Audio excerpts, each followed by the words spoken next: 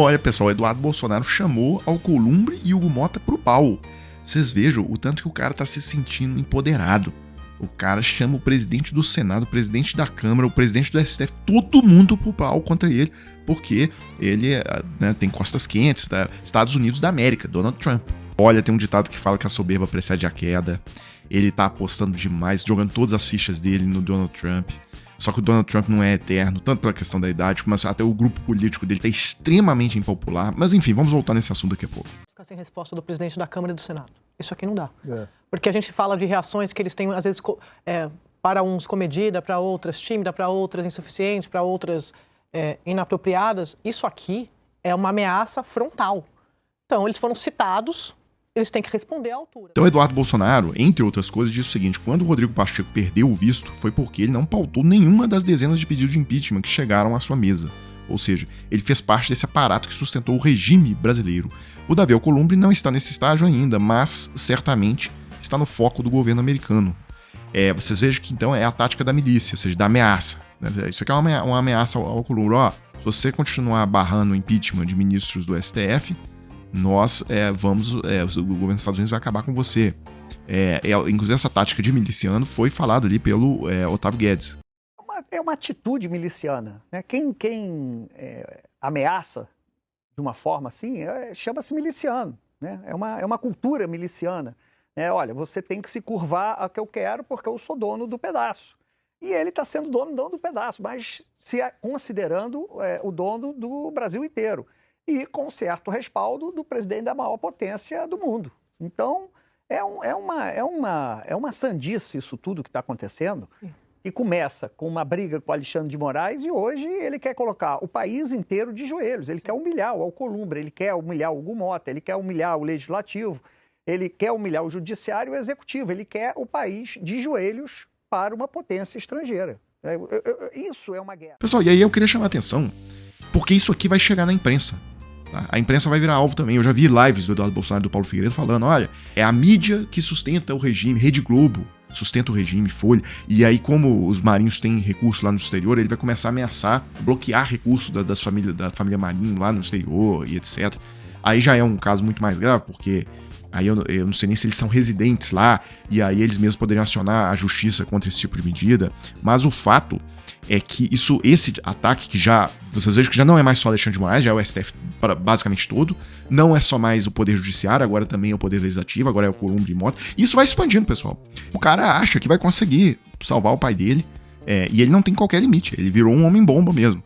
Inclusive, ele tá atacando os próprios bolsonaristas, né? O Nicolas foi acossado de uma maneira humilhante, tá numa live que ele fez agora. O que ele quer? Ele vê o Nicolas como um canhão de comunicação, e ele quer obrigar o Nicolas a usar esse canhão de comunicação dele para apoiar, basicamente, exclusivamente essa pauta das sanções, tá? E parece que o Nicolas não tá afim disso. E aí o Eduardo age como miliciano de novo. Olha, me dá a sua rede social agora, eu que mando.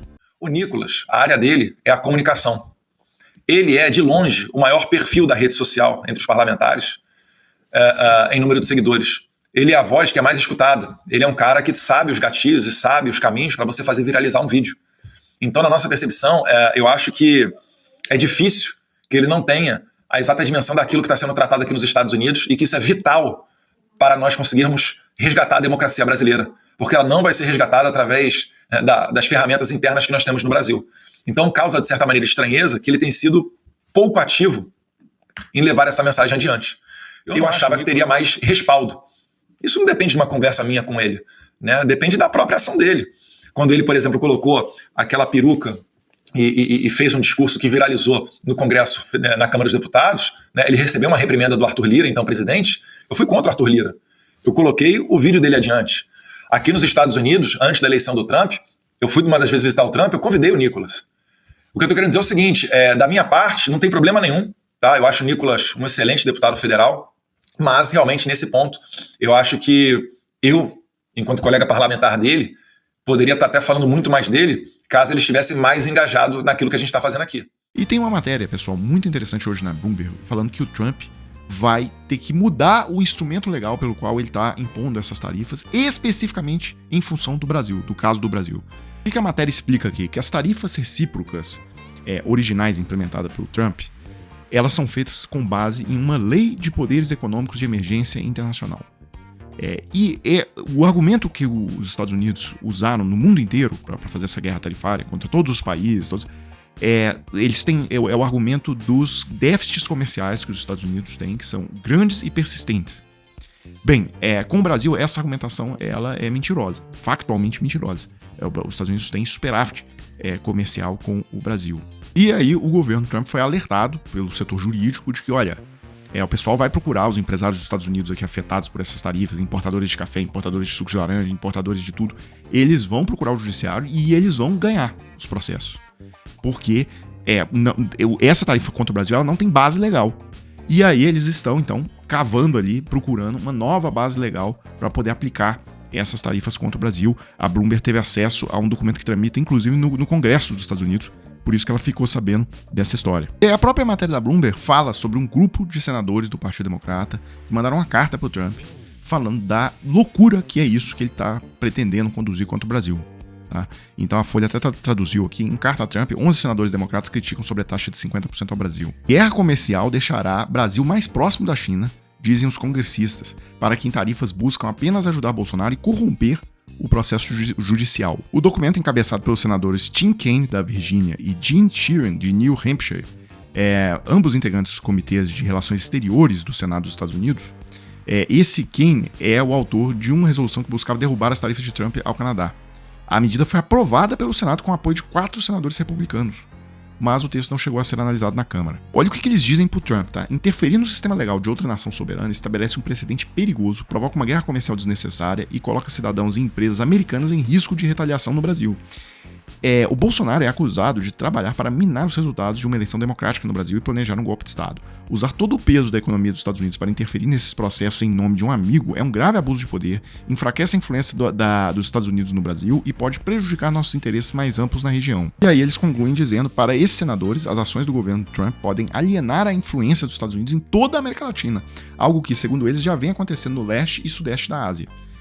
Abre aspas para eles, estamos preocupados que suas ações para minar um sistema judicial independente apenas aumentarão o ceticismo sobre a influência americana em toda a região e fornecerão maior credibilidade aos funcionários da República Popular da China e às empresas apoiadas pelo Estado para sua agenda. Isso é óbvio, né, pessoal? O que está acontecendo na prática é o seguinte, a China não cobra absolutamente nada do Brasil. Ela faz os negócios, tá?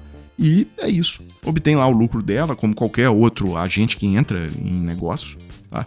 E aquele caso do TikTok, quando o Lula foi à China, uns 2-3 meses atrás, e que durante a reunião a Janja pediu a palavra e falou que o TikTok no Brasil estava patrocinando desafio de adolescentes, estava automutilação de adolescentes, estava propagando conteúdo machista, racista, sei lá o quê.